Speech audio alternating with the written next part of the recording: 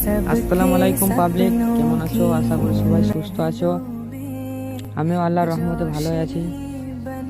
তো এটা আমার হেল্পার বটে।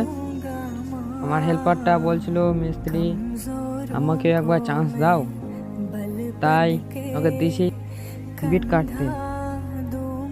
দেখতে পাচ্ছ খুব সুন্দর কাজ করছে। হ্যাঁ, পালিশ করো পালিশ করো ভালো করে।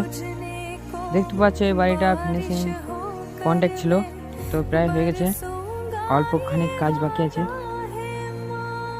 তোমাদের কাছে একটা অনুরোধ ভাই, তোমাদের হেল্পার দেখে চান্স দেবে, কারণ কারণ সফলতার কাদের জন্য?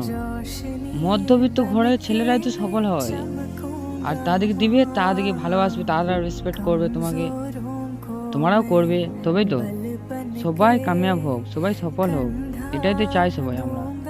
দেখো এই বাড়িটা আমরা করলাম, তোমাদের কাছে একটা অনুরোধ, তোমরাও চান্স দাও হেল্পার দেখে।